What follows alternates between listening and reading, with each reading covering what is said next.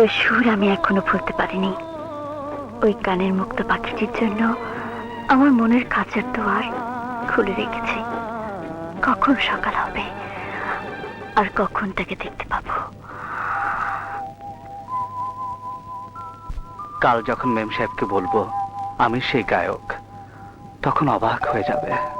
যে এত সুন্দর আর মধুর সুরে গাইতে পারে, তার মন আর সে না জানি আরো কত সুন্দর। ওকে দেখতে না পেলে আমার দু চোখে ঘুমিয়ে আসবে না।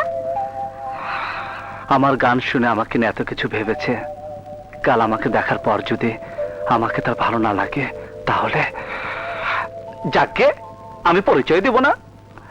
আমার গান মেম সাহেবের ভালো লেগেছে, এটাই যথেষ্ট।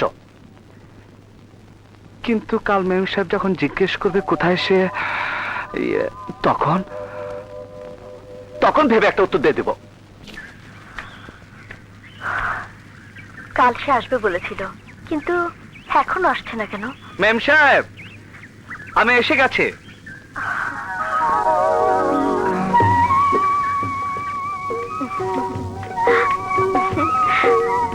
এই দেখো, তোমার কথা মতো আমি বাংলাদেশি পোশাক পরে তৈরি হয়ে আছি।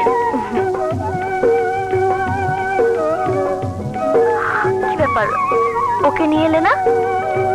না মানে আমি ওকে কোথাও খুঁজে পাইনি। চলুন দুজন মিলে খুঁজে দেখি। মুক্ত বাংলাদেশি পাখি কোথায় কোন গাছের ডালে বসে গান গাইছে। চলুন। চলো।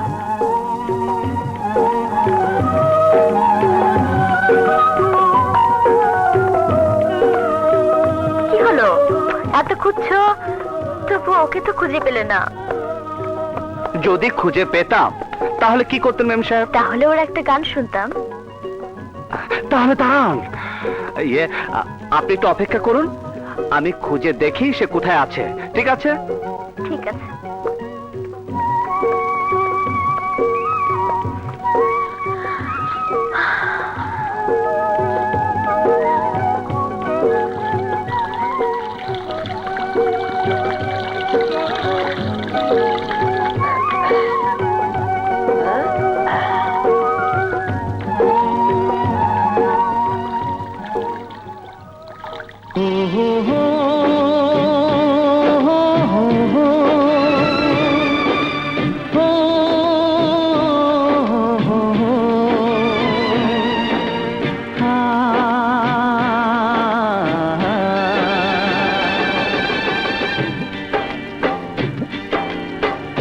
এলো বসন্ত, কোকিল ডাকে না, প্রেমের গীত হায় সুর খুঁজে পায় না। সুরের ভুবনে কেউ যদি আসে, প্রেমের গীত আমার কোকিল হয়ে কুহু কুহু সুরে গান গেয়ে যাবে রে। এলো বসন্ত, কোকিল ডাকে না, প্রেমের গীত হায় সুর খুঁজে পায় না।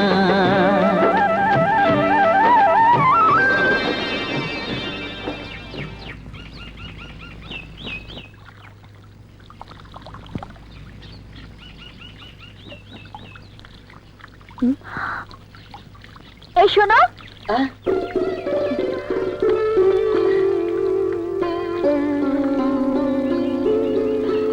এই যে মেম সাহেব, গানের পাখিকে এখানে গান গাইতে দেখে ভাবলাম গান শুনে আপনি ছুটে আসবেন। এলেন ঠিকই, কিন্তু গানের পাখি চলে যাবার পর ওকে তুমি ধরে রাখতে পারলে না? খাঁচা থাকলে সেই পাখিকে আপনার মনের শিকল দিয়ে বেঁধে রাখতাম। আমার মনে শিকল দিয়ে? হ্যাঁ মেম সাহেব, ওর গান আপনার মনে ধরেছে, তাই আপনার মনের শিকলের কথা বললাম। আমার মনে হয় কি জানেন, কি? যেদিন ওর গানের মতো ওকে আপনার ভালো লাগবে, সেদিন সে নিজে এসে আপনার সামনে হাজির হবে। ওকে ভালো লাগবে কি করে? ওকে তো এখনো পর্যন্ত দেখতেই পেলাম না। শুনুন, ওই সুরকে কেন্দ্র করে মনের চোখ দিয়ে একবার দেখার চেষ্টা করলেই দেখবেন ও এসে হাজির হয়ে গেছে। চলুন আপনাকে পৌঁছে দিয়ে আসে। চলুন। আ আ আ